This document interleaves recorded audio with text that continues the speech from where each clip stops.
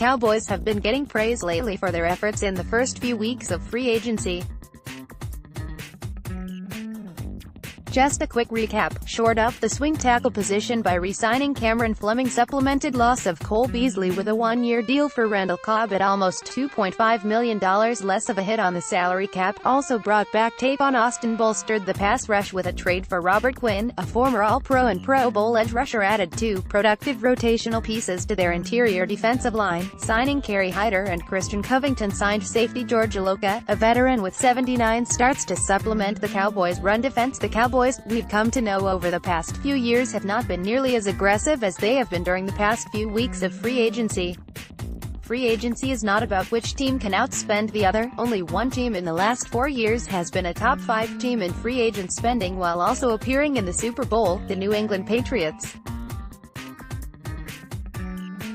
Outside of the 2017 Patriots, who were responsible for an Eagles championship, here is the track record for big spending. Top 5 FA spenders: total dollar spent AVG.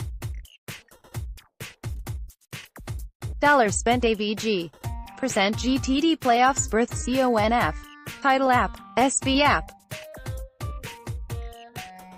2015 $625,600,000 $125,120,000 47% 2016 $858,800,000 $171,760,000 47% 3 Who Oak NYG 2017 $747,400,000 $149,480,000 45% 2 Nay Jax 2 Nay Jax 1 Nay Loss 2018 $619,900,000 $123,980,000 61% 2 Kai number 1 number 0 Will you likely make the playoffs?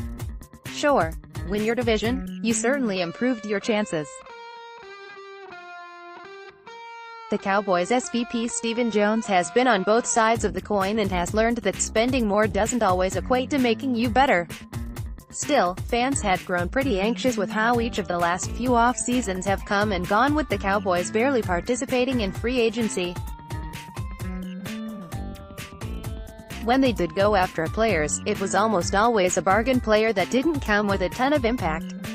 Referencing the chart above, let's not criticize the Cowboys too much for this train of thought. I mean, the Cowboys have made the playoffs in 2 out of the last 4 seasons without being heavy players in free agency. Dallas has averaged spending $35.4 million in free agency, 20% of the total spent by the top 5 spenders. The Cowboys have also only guaranteed 27% of money spent compared to an average of 50% by those big spenders. Though Dallas has had success, this team is looking to take another big step in hopes to end their conference title drought that is well over 2 decades long and climbing. We're not breaking any news here by saying it's very difficult to be among the final 4 teams competing for a championship. In the last 4 years, the Patriots are the only consistent bet while everything around them changes every season. Here is a chart looking at the free agent spending averages of all conference title participants since the 2015 season. TMs. FA dollar percent GTD AVG. Length: signing Broncos $134,145,000 27% 1.4 Cardinals $172,715,000 45% 1.4 Chiefs $122,125,000 55% 1.6 Eagles $150,615,000 44% 1.5 Falcons $120,220,000 45% 1.5 Jaguars $178,800,000 40% 1.9 Packers $115,750,000 25% 1.2 Panthers $122,415,000 33% 1 Patriots $461,586,250 37% 1 Rams $143,815,000 31% 1.5 Saints $133,912,500 47%, 1.4 Steelers, $127,990,000, 20%, 1.6 Vikings, $117,355,000, 42%, 2.4 Average, $177,034,135, 38%, 1.5 Years * denotes Super Bowl winners. So, where do the Cowboys stand among this list of contenders? Well, they're pretty close, and you can say that about a whole handful of other clubs too. That's the NFL. Everyone is looking up to the Patriots and have been for a while. They're the only example of a dynasty in an era where it's almost impossible. The key spending practice that most of these Final Four teams of years past share is keeping the length of deals low, averaging just about 1.5 years per signing. The Cowboys have that same average in contract length of their free agent signings since 2014. That's why what the Cowboys have pulled off so far reminds you so much of the Patriot way of free agency. In the last 5 years, New England has only gone for broke once, spending over $120 million in free agency in 2017. In 2014, they were just under $70 million spent as they defeated the Seahawks in that year's Super Bowl.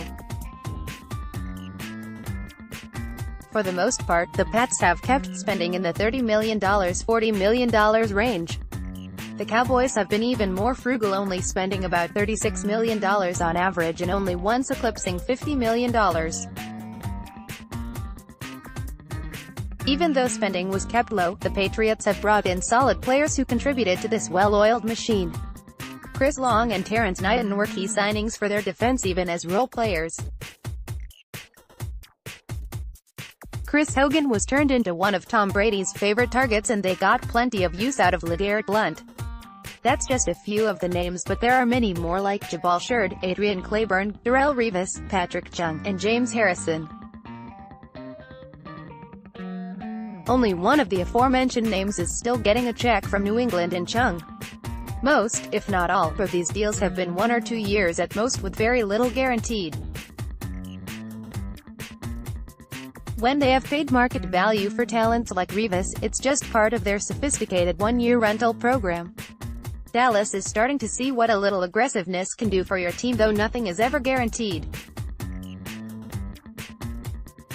The Cowboys did such a great job of supplanting talent they lost, and you can argue that they also upgraded while paying much less. The beauty of what the Cowboys have done this offseason is that they have made themselves better without committing long-term resources. Dallas didn't change their method of healthy roster building, all they did was some minor tinkering to their chosen path. Free agency has the high potential to be fool's gold, but if you can manipulate it the right way, it can be rewarding. For example, there's a good chance that Robert Quinn will be a valuable and productive pass rusher for the Cowboys. The evidence of guys flourishing under the tutelage of Rod Marinelli gives you confidence that a guy with Quinn's pedigree will have every opportunity to reach his incentive-laden contract. If he does that, well, the Cowboys may want to think about re-signing him next year. Then again, Quinn may just be too rich when considering how much they will be paying DeMarcus Lawrence.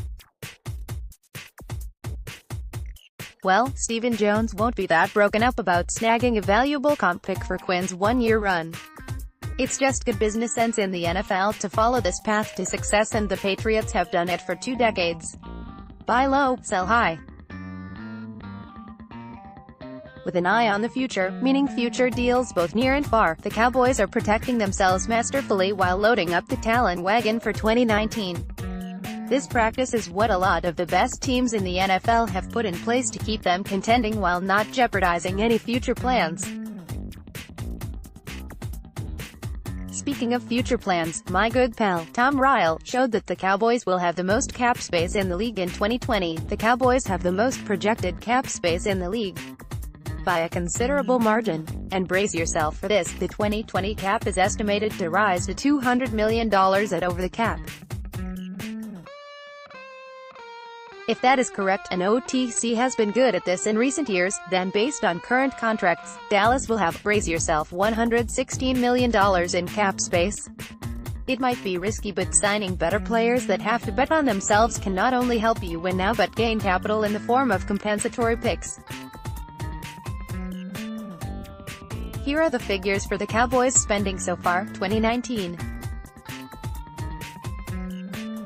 Length signing Cowboys $838,420,000, 34%, 1.4. The Dallas Cowboys are well aware that this offseason is of great importance with so many roster decisions coming up in the near future. They did their best to load up talent around a mostly homegrown roster that is incredibly young. Without a first-round pick, the Cowboys needed to shoot some shots, and that's exactly what they did here. In a few weeks, they will walk into the NFL draft with 6 selections and not a single gaping hole. They are free to choose the best player on their board. This has been one of the more exciting off-seasons any Cowboys fan has experienced in some time. Hopefully the payoff is the sweetest reward of all.